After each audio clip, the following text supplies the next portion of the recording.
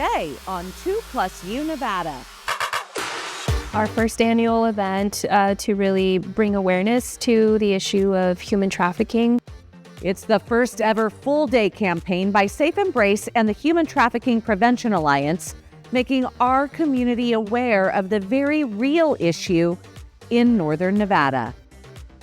We have legalized prostitution in our state. We're in fact the only state that has legalized prostitution. So we've created avenues in, but what are the exit strategies? What do we have for the women and the girls that are affected to actually exit prostitution? The organization working tirelessly to get women and children trafficked in Northern Nevada get back on their feet. Yeah, we could triple in size and still have a wait list. It's epidemic level in this county. At a time when addiction touches just about every family, we sit down with the leader of Bristlecone, the local resource for community members. You're watching 2+U Nevada. Thank you for joining us for this edition of 2+U Nevada. I'm Sarah Johns, your host. The week is finally coming to an end. This weekend, we plan on taking down our Christmas tree. Friendly reminder, you can recycle your live trees with KTMB through Sunday.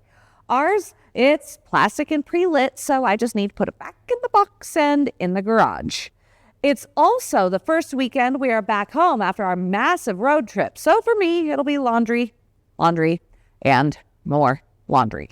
Hopefully, you will have a lot more fun than us. In fact, check out Mount Rose Ski's new attraction, Wild Slide Tahoe. We went there this morning and oh my goodness, it is a blast. You'll see that segment early next week. For now, we have a fantastic show for you.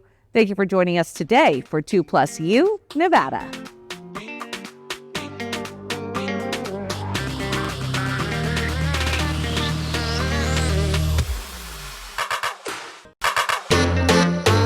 You are watching 2+U Nevada, and I'm very excited to have Leslie Berg back joining us this afternoon. You are the Client Services Manager at Safe Embrace. Leslie, thank you for joining us. Thank you.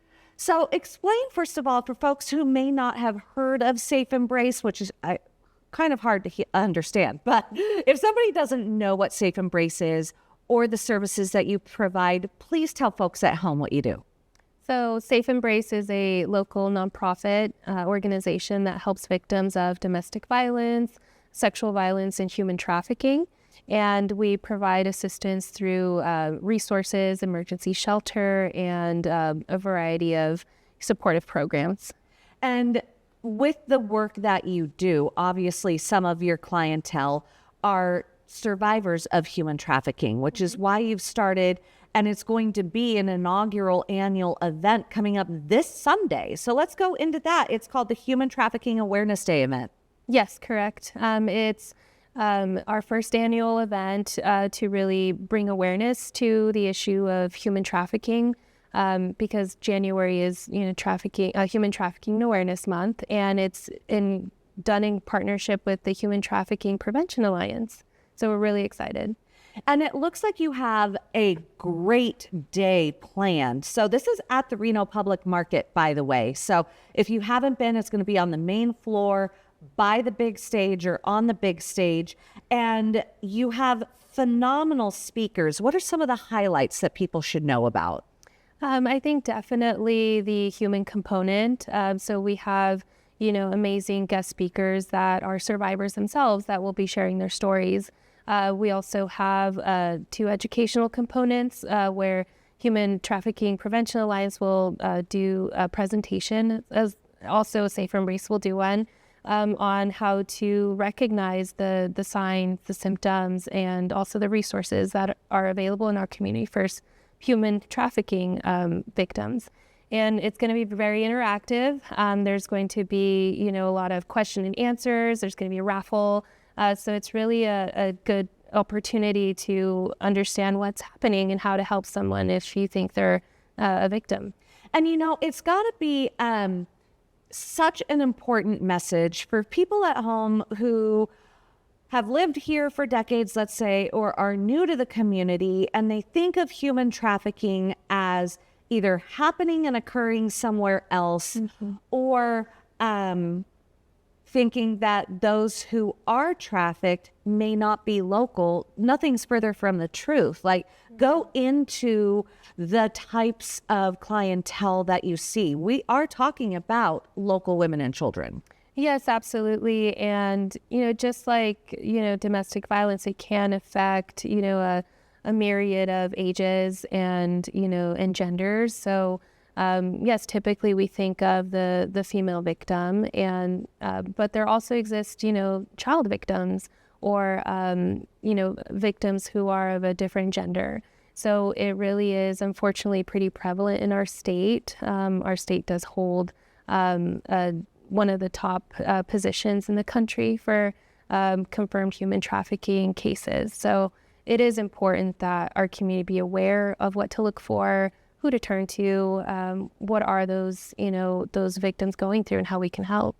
And really and truly, when it comes to how we can help, we all see in the public bathrooms the posters that say, if you need assistance, if you're being trafficked, call this number, call for help. But what if we, as a member of our community, think that we are seeing something? What do we do? I think definitely we always recommend reaching out to an organization like ours, like Safe Embrace.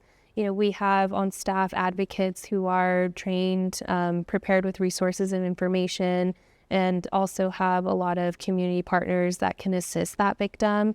Or, if it's maybe a family member of that person calling, we can, try to reach out and start that conversation and get that person in and talking to them and seeing how we can help and what they need.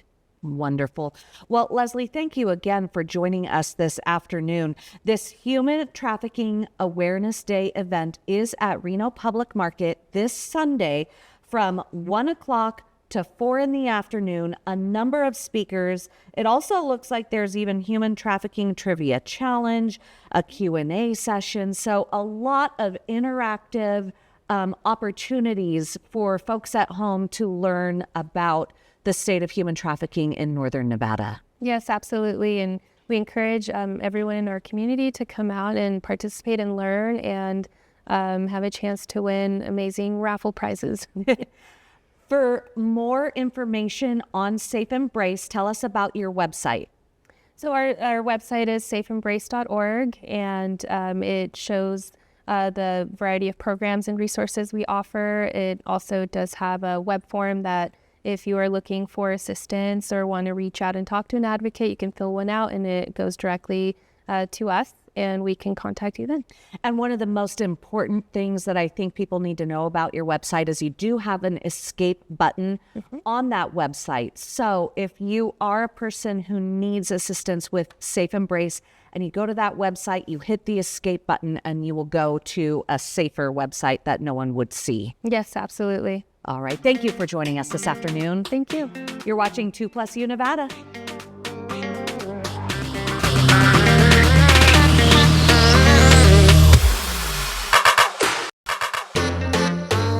You are watching 2+U Nevada, and I'm so excited to have Jen Campbell here with Awaken joining us this afternoon. Jen, you are a co-founder of Awaken. When we were talking on the phone about how you even knew to get this organization started, I feel the origin story is very important because if you don't know at home, Awaken helps to battle sex trafficking and help women get out of that life. How did you even know about that? I actually didn't. It was 2010 and I had not yet heard the term human trafficking or sex trafficking, but I met Melissa Holland, who we co-founded Awaken together, and she was at the beginning stages of really figuring out, what does this look like for our community? We have legalized prostitution in our state. We're in fact the only state that has legalized prostitution.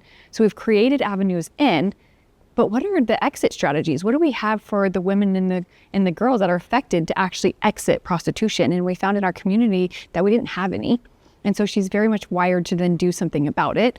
And Melissa is still our visionary. Like, she has incredible vision. And then I'm more of a to-do checklist person. And so I was able to help us with our bylaws and our 501c3 and the business license and together we actually made a really good team. Still to this day, we run Awaken together. We're pretty different in our abilities, which is really good and it's healthy. That's and like Sophia and me, right? Like Yes. we say we share a brain because I've got one half and she's got the other half. Right. Without vision, I'd have nothing to do.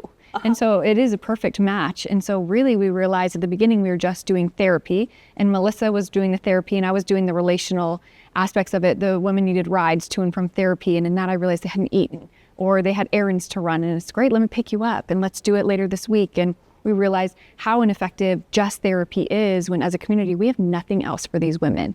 And so realistically, we're sending them back on the streets, we're sending them back to the pimps, we're sending them back to dysfunction. And it's like, no, until we as a community wake up to this issue, until we have more to offer them, then we got to grow first. Right. And so that was important for us as a community to wake up. And I don't want to imply that because we have legal prostitution, those prostitutes are involved in sex trafficking or anything like that. But I think a lot of people, when Awaken first started and we hadn't heard about sex trafficking, didn't understand why sex trafficking would be an issue in a state where there is legalized prostitution. Can you help talk about that? We have a state that has legalized prostitution, but we also cannot deny that we have sex trafficking in our state, in our country, and in the world. So not all prostitution is trafficking. All sex trafficking is prostitution. Yet, we're, as the only state that has legalized prostitution, our rates of illegal prostitution are illegal. It higher than any other state. We are 63% higher than the next highest state because we've made a market for it. We've created demand, and where you create demand, you have to bring in supply. And supply is women and children. And so until women and children quit selling, we're going to continue to have the highest rates. We're also desensitized to it. What people don't know is prostitution is actually not legal like in Washoe County or in Clark County. It's only in the counties that have less than, I believe, 700,000 people. And yet people think that prostitution is legal here. Like I said, we have the highest rates of illegal prostitution than any other state. And it's truly because we've created a market for it. In the last 15 years, thankfully, the discussion has increased, not only in our community, not only in our state, but in the country as well. Do you think that's because of organizations like Awaken actually starting that conversation? And why does that conversation need to be had? Conversation needs to be had because I myself, growing up in Reno, I didn't know. I was desensitized to it. I assumed that the women who were engaging in prostitution are choosing it, that they wanted to be there. And I never actually looked deeper. And so I didn't know the history of those that come from addiction, that come from generational prostitution, that come from abuse. I would say at Awaken, one of our preventative efforts is actually to run a group for girls, teen girls, that have experienced, whether it's physical abuse or sexual abuse, but haven't yet been trafficked. That's when we really need to interject, because out of the women and the girls that we work with, so many of them do have histories of being abused and neglected at really early ages. The youngest girl that I have personally worked with that is a victim of sex trafficking has been 11 in our community, and she's not the only one. And I do hear about girls even younger. And so sadly, by the time that they get to Awaken, the abuse has started way before they ever get here. And so we're hearing about really early ages because in a sense, as a community, we've been groomed that this is okay. If you think about our media and what we see on TV or the radio, how we portray the sex culture and the sex industry, we almost glorify it and glamorize it. But that's not the reality that the women and the girls face. We have about 30 seconds left. Quickly, are the victims that you're helping, are they local or are they brought in from somewhere else? At Awaken, we've worked with over 1,200 women and children. Last year alone, we worked with over 190 plus secondary participants. We work with their healthy partners as well and their children to really wrap around the whole family unit. And out of those numbers, I would say 99% of them are local. They truly are our women, our sisters, our friends, and they're our community members. And so not many, and I do know that international trafficking happens, but we just don't see it right here in our community. That is crazy. I would have assumed that they would have been brought into our community. So 99% of the people that you help grew up here. Grew up here. And I would say they weren't kidnapped either. And so they weren't plucked off the streets. A lot of it, the traffickers know how to recruit through relationship, through love, through the desire within all of us to be seen, to be known, to be valued. They know how to actually provide that. And so it's not just as simple as plucking a girl off the streets, but there's a whole grooming and recruitment process, a lot of which now starts online. Jen, how do people reach out to Awaken for either help, information, or donation? So our office is right in the heart of where prostitution takes place in our community. It is right on 4th Street. You can also check out our website. It's awakenjustice.org. Thank you so much for joining us. Thank you. You're watching 2+U Nevada.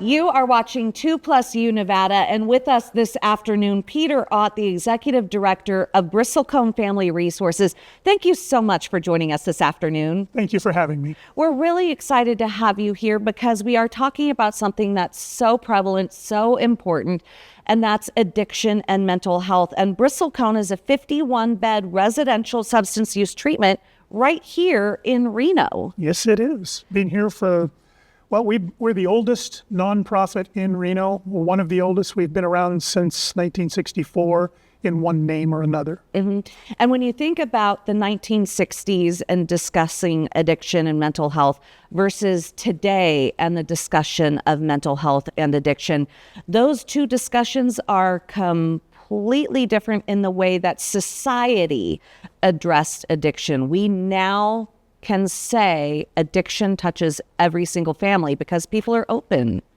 Yes, it's no longer hidden. The stigma has been broken down.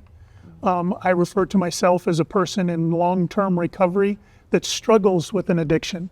I don't call myself an addict or an alcoholic anymore because that stigma has been broken down. We're human beings that struggle with an issue. And when it comes to the need in our community, there really is a need for more beds and more treatment. Yeah, we could triple in size and still have a wait list. It's epidemic level in this county.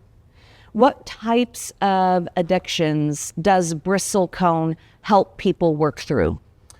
We'll work through just about any addiction. Our primary is substance use and alcohol.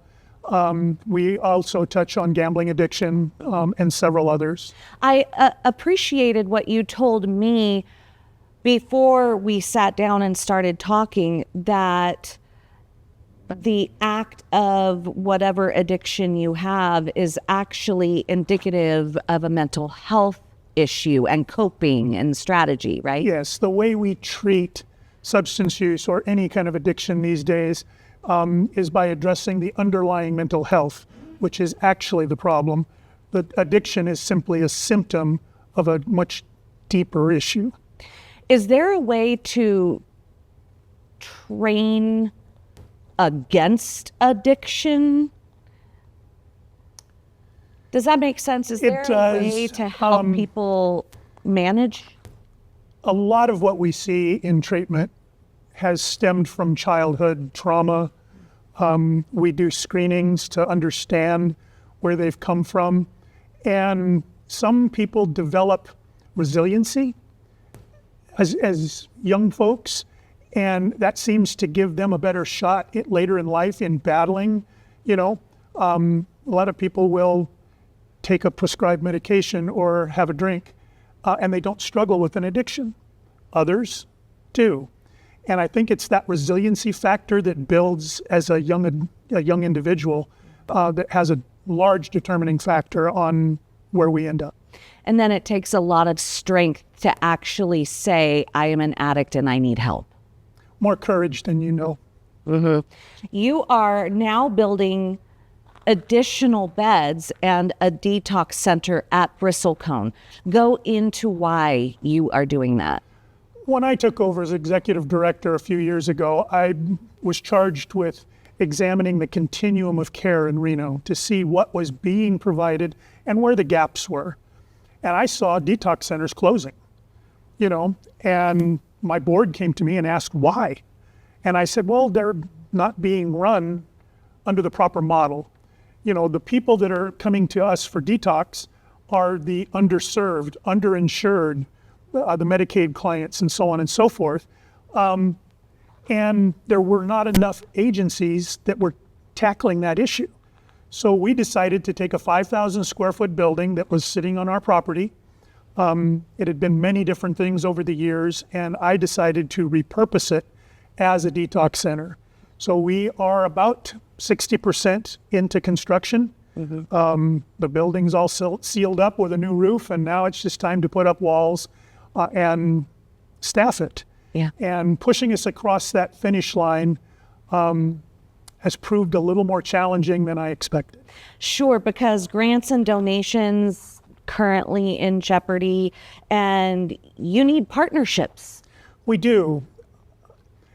At the first of the year, when things were changing and our provider model changed and the way the Medicaid MCOs were reimbursing for treatment and such radically changed.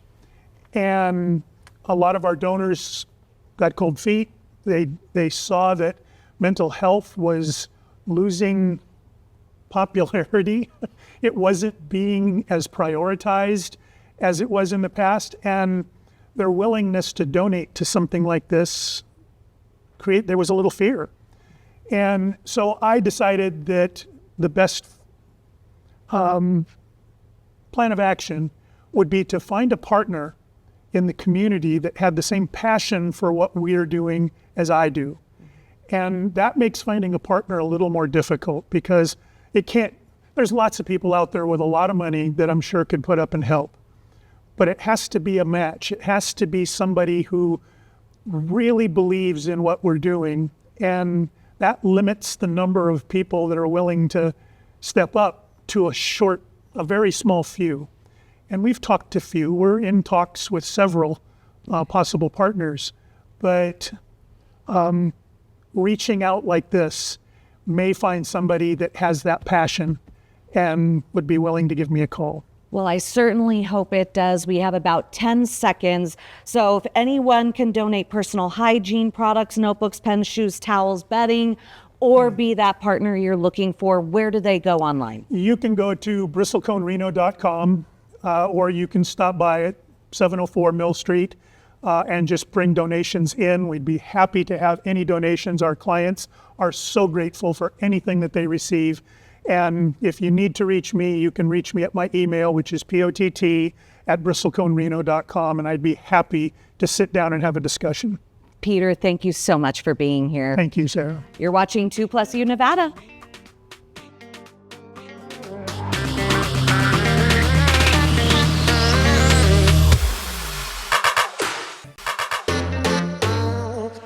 You are watching 2+U Nevada, and I'm so happy to be here at South Meadows Residential Care Home with owner Noshiri Yokdang. Of course, thank you so much for having us, and all of your patients here like to call you Joy. Yes, that's right. And now I see why, because you truly are a joy. We've been chatting. Thank you so much. This is a beautiful home. It creates a standard of care. And what is it about South Meadows Residential Care Home that people should use as the threshold? The basic care need to be met in on care facility, and not only that, the activity. The activity, and I think that it main focus is activity, not just like putting them in front of the TV. This activity, why it's important for senior. Just thinking of us when we were younger, what we're doing activity. We have a purpose in life that we complete each day.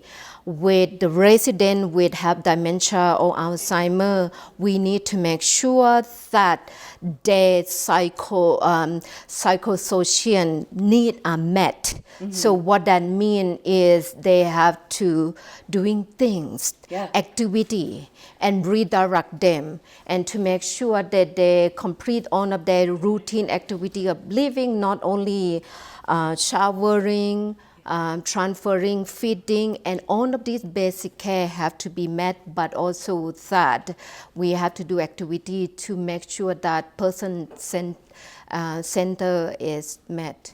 I love that you say that seniors need purpose. We all need purpose in our day, and that their psychosocial needs are being met. And we see that here. You have a background in science as a scientist, and I think that also lends to the quality of care here. Go into your scientific background and why that translates into the knowledge of what seniors need. Right.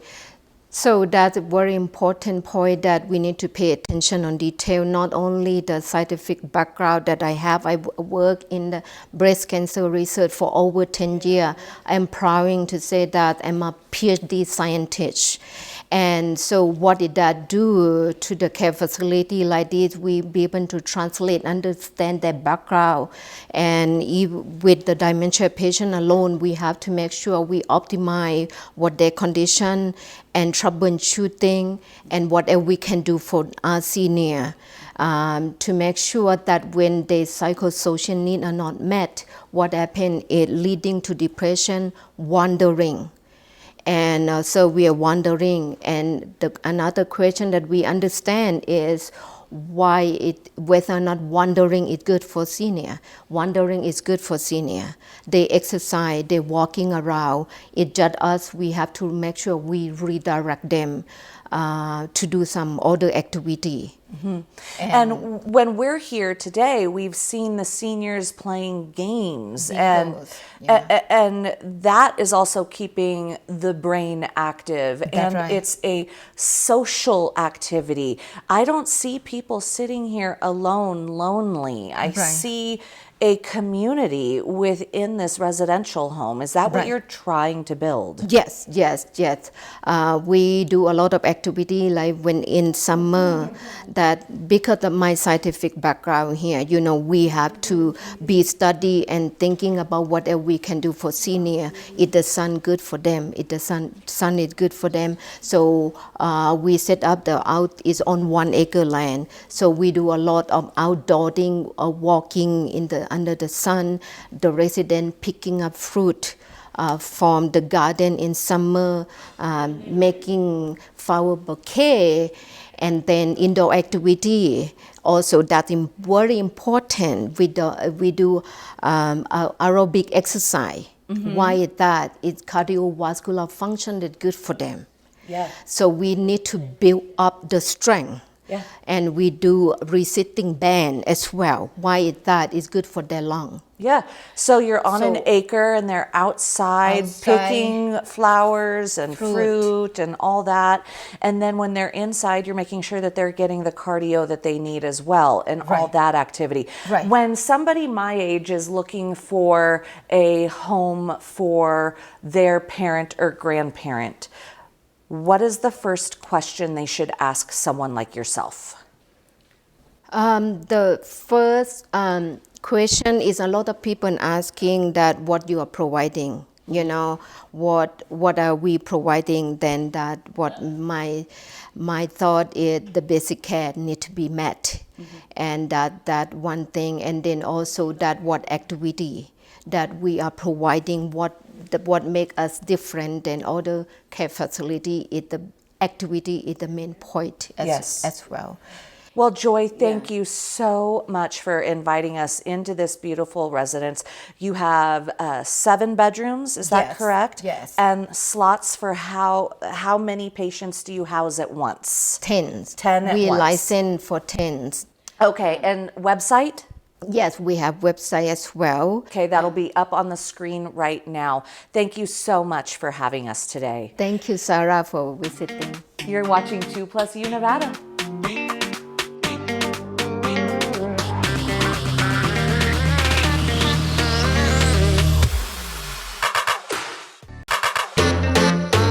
Watching 2+U Nevada, and I'm so excited to have a dear friend of mine here from the Washoe County Sheriff's Office. That's Heather Dreiling, the victim advocate. And Heather, thank you for being here this afternoon. Absolutely. So excited to have you here. It is a serious topic, but you are the victim advocate for the Sheriff's Office. And so that you can imagine all of the cases that the Sheriff's Office takes in. So what cases do you specifically help victims of?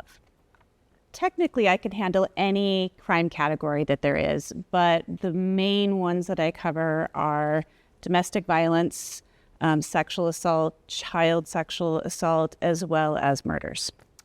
And having seen you in action, you know, the victims of these crimes really need you. They need someone like you because an investigation is happening, but they also don't necessarily know all of the steps beyond that.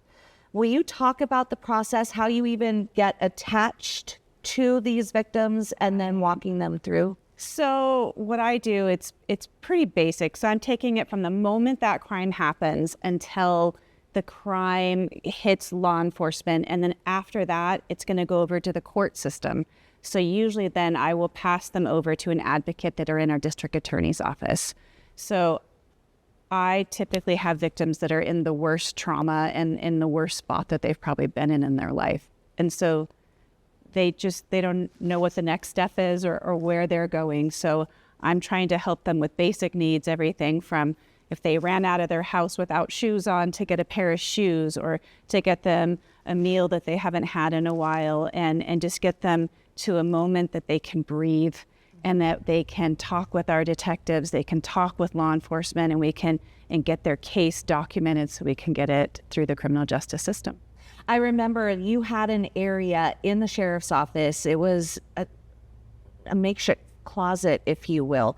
And you had teddy bears, you had coats, you have a victim advocate room for children. You know, you really try and make it as welcoming as it can be when people know that they're sitting in a law enforcement office.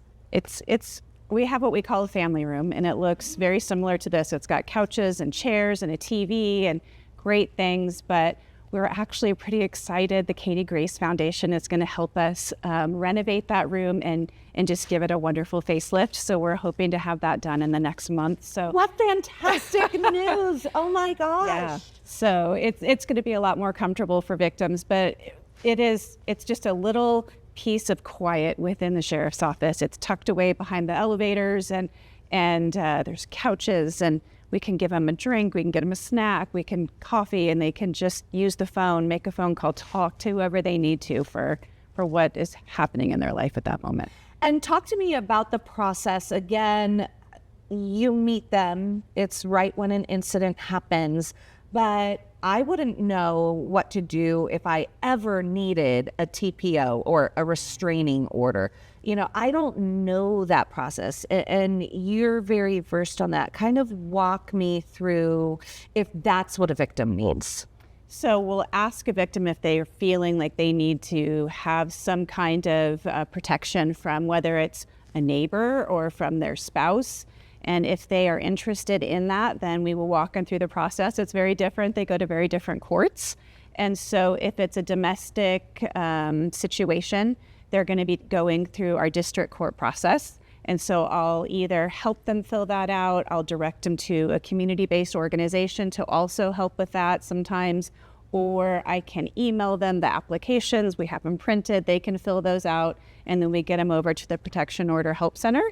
And then if it happens to be with someone that's not in a domestic relationship, like your neighbor, just a good friend, things like that, then they're going to be going through one of the justice courts. And so then we'll direct them through all of that paperwork and in our messy process that we have. And you said community-based. So what is the difference between you being a victim advocate at a law enforcement agency versus a community-based victim advocate? Good question. So for being in law enforcement, I am system-based. So I work hand in hand with law enforcement. So I am able to see and talk to those deputies, see those police reports, and kind of get what they need in that immediate moment. And I'm also trying to help keep the integrity of that investigation moving forward as well. Community-based would be some of our groups in town, like Safe Embrace, the Domestic Resource Center, ITCN, the Intertribal Council. So they get donations. They're 501c based, where I am based in government.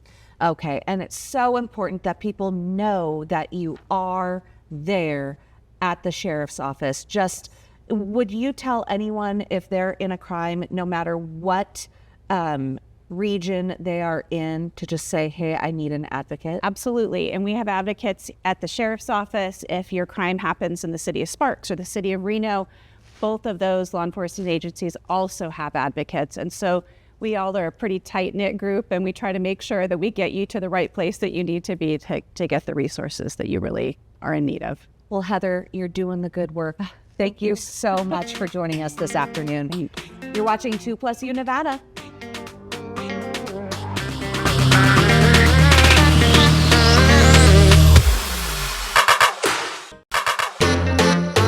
Welcome back. Now to an amazing story about a donkey. Hope once arrived to a farm in the heart of Byron, Georgia, so thin you could barely count every rib. Now, the 15-year-old American mammoth jackstock donkey stands tall at a Georgia farm with her ears officially the longest of any living donkey on Earth, framing a story of survival that has become a Guinness World Record. At Frost Farm in Byron, there's a rare breed of donkey who's gone from underdog to world record wonder, thanks to a feature that really sticks out. This is Hope, a 15-year-old rescue whose story and ears are hard to miss. Donkeys are very special, but they're sadly very misunderstood. They're very smart, and they're almost Velcro. If you can connect with a donkey, you're their person. But the donkey who follows Hannah Frost like Velcro now arrived at the farm last fall looking very different, more like a warning than a miracle. When my vet pulled up, she was about in tears because it was that bad. You could count visually every rib on this donkey. She had 3 abscesses. She couldn't eat because her teeth were so overgrown. It was a really, really bad situation. Like, we thought we were going to lose her. Diagnosed with Cushing's, a hormonal disorder, Hope spent weeks in intensive care, but little by little, the donkey who could barely walk started showing off some serious kick. She put on more than 100 pounds, and it could have ended there until a vet visit took an unexpected turn. We were floating her teeth, getting her to where she could eat comfortably. And my vet mentioned her ears were flat out, that she looked like a longhorn. So we just for fun measured. Those 16-inch airplane ears have now earned Hope a spot in the Guinness Book. The green light landed in Hannah's inbox just 2 days into the new year. It was official. I think I was literally sitting on my bed and I screamed so bad that I scared my husband. He thought something was wrong. Nothing wrong, just a brand new Guinness World Record for the longest ears on a living donkey. Hannah sees Hope's irresistible title as the spotlight her breed needs. We're trying to get a very small-scale breeding program for American Mammoth Jackstock here. I just wanted to raise awareness for their endangerment of the breed. A lot of people don't even know that they exist. From nearly skin and bones to a story that's all ears, Hope is proof that when you give a donkey a second chance, she might just give you a world record and an earful of hope right back. Speaking of Georgia, a couple hundred miles away from that donkey is a baseball team beloved by many across the country, the Savannah Bananas. They're known for doing for baseball what the Harlem Globetrotters did for basketball. Now, one family is working to bring the same idea to Chicago. Noel Brennan has the story. Hey, here we go. A rocket arm doesn't guarantee a roster spot. Yeah, good throw. Jonah Campbell knows he needs all-around talent. This is certainly not a normal baseball team. Hey, boy. So we're doing our baseball stuff. We're also showing a little razzle-dazzle. Even home run hitters have to bring something extra to the plate. And if I do bad, it's the bat's fault, okay? It was not me. It was not me. Good thing Miranda Waslowski is at home in the infield and on the dance floor. That's exactly what this team needs. We want huge entertainers. We want people to come and have fun. Sherry Travis and her brother Paul are fielding a new co-ed team called the Chicago Snowballs. Beautiful. Yes. Inspired by the success of the Savannah Bananas. There was this discussion of like, why snowballs in the summertime? And we're like, that's exactly why. Because it's ironic. Here we go. These are tryouts for people who can play ball and just about anything else. Yes, we're making plays, we're playing baseball, but it's more than that. It's about making sure that everybody comes away feeling like they had a show. The team owners call it pro baseball's first co-ed sportstainment experience. So we're creating a whole new opportunity to continue playing for both men and women and for them to keep playing the game they love. What about this do you think will draw people? Probably the intermixing of all of the personalities together, and everybody's got something different to bring to the table. Hey, run through! Players need to bring the fundamentals, but also the fun. Is there a guy on stilts? Yeah, he was earlier. Let's go, Snowballs! Finally, back in September, CBS's Steve Hartman went on the road in Texas, where we met a 7'3" police recruit who was chasing a long-lost dream of serving the community. Jerica Duncan reports on an update where he received an unlikely assist from Shaquille O'Neal. When Shaquille O'Neal met 24-year-old Jordan Wilmore in Kemah, Texas, he didn't expect to meet his match. I actually found out about him through jealousy. I thought I was the tallest, handsomest cop in the world. Shaq, who has several law enforcement titles himself, learned about Wilmore's quest to become an officer and wanted to know more. On this, because it's commendable that a kid wants to be a cop. I love cops. Back in September, Steve Hartman shared the story of how Wilmore was encouraged to pursue basketball his whole life because of his height. It was hard for me to share like my dreams or, the stuff I wanted to do growing up because it was, you just got to focus on basketball because it can make you millions. If you got a phone call tomorrow, the NBA, $1 million, or stay here and be a cop and text. Stay here. You want to think about it? No, I stay here. But after completing the police academy, Wilmore fell short of passing the state exam by 1 point. So Shaq jumped in to help Wilmore rebound. He agreed to pay for Wilmore's expenses for the next 5 months so he can focus on the exam. Let him know that he had my full support, so I'm going to be on you, brother. Make sure you get it done. Right, friend you. Jerica Duncan, CBS News, New York. Stay with us. We'll be right back.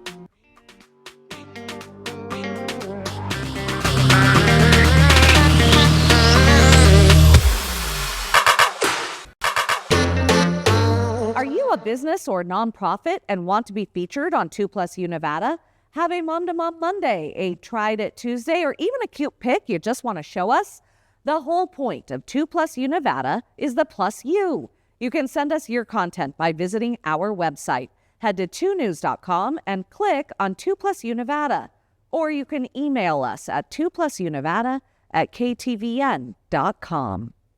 New video games about mermaids, finger fighting, and cat photography are playable now. Rick Damigella reports. Mermaid news, gamers can now play as one.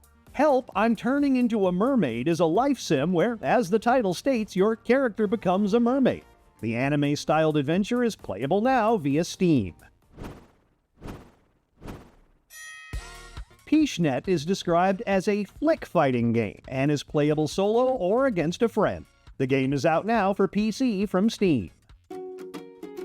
Taking pictures of cats isn't just for social media posts. Snapcat, Mia's Cozy Adventure, is a game where you seek out cats and take pictures of them. The game is out now for Nintendo Switch. Leveling Up in Hollywood, I'm Rick Damigella.